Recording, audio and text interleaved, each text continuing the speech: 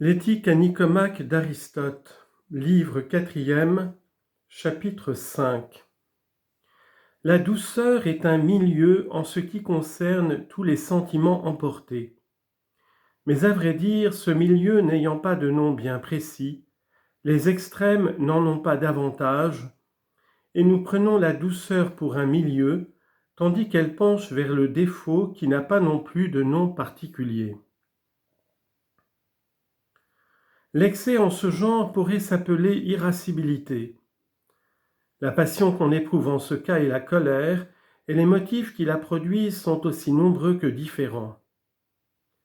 Celui donc qui se laisse aller à la colère dans les occasions ou contre les gens qui la méritent, et qui de plus s'y laisse aller de la manière, dans le moment et durant tout le temps qu'il convient, celui-là doit recevoir notre approbation.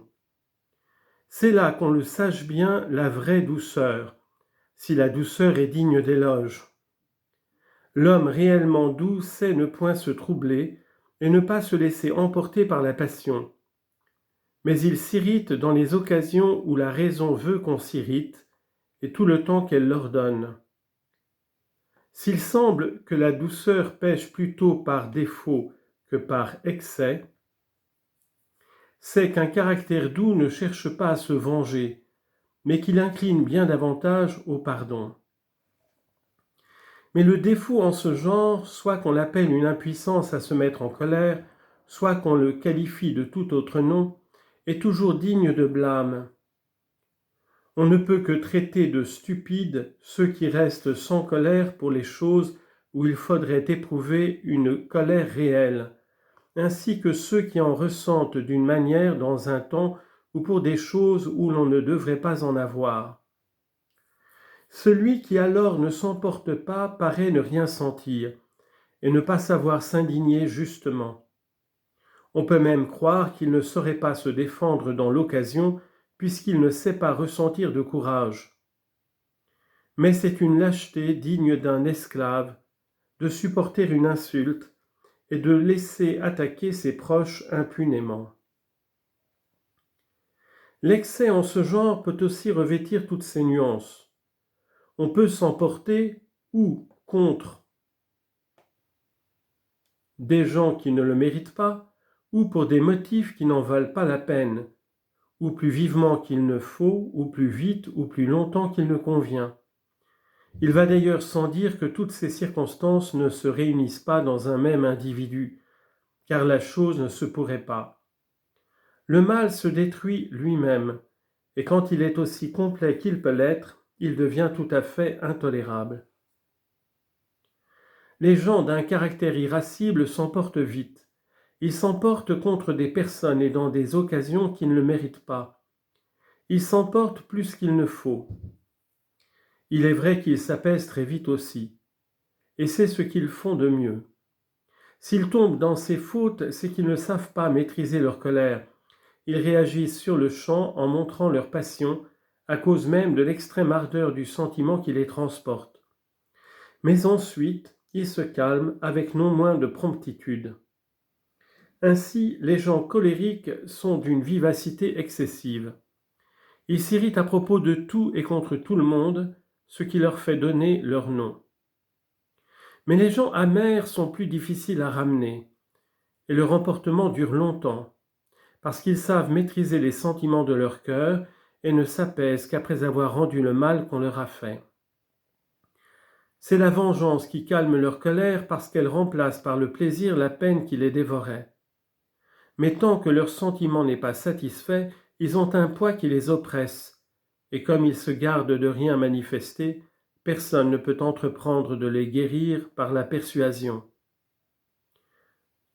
Il faut du temps pour ranger en soi-même sa colère, et ces gens-là sont les plus insupportables des hommes, et pour eux-mêmes, et pour leurs amis les plus tendres.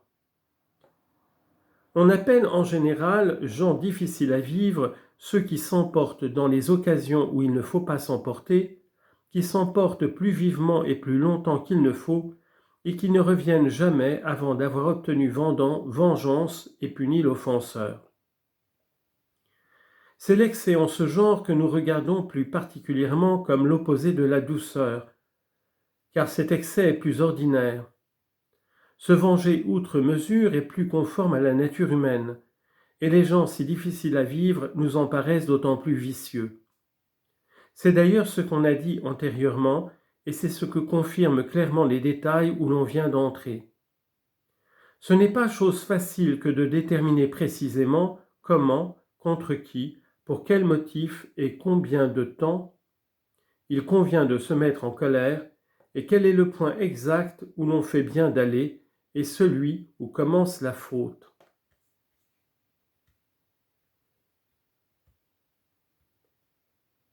Tant qu'on ne dépasse que de très peu la limite, soit en plus, soit en moins, on n'encourt pas de blâme, puisque parfois nous approuvons ceux qui restent en deçà en les louant de leur douceur, et que nous ne louons pas moins ceux qui s'emportent au-delà, pour leur mâle courage, les trouvant capables du commandement et de l'autorité.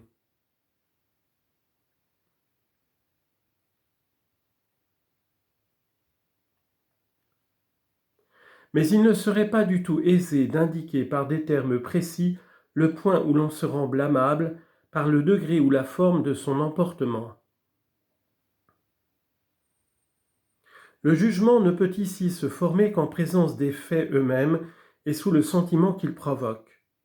Ce qui du moins est parfaitement clair, c'est que l'on doit estimer cette qualité de juste milieu qui fait que nous nous emportons contre qui il faut, pour ce qu'il faut, et dans la forme qu'il faut, en un mot, avec toutes les autres conditions voulues. Quant à l'excès et au blâme, ils sont toujours dignes de blâme. Quant à l'excès et au défaut, ils sont toujours dignes de blâme. D'un blâme modéré quand il s'éloigne peu de la juste mesure, plus vif quand il s'en éloigne davantage, violent quand il s'en écarte beaucoup. C'est donc évidemment à la disposition moyenne qu'il faut principalement s'attacher.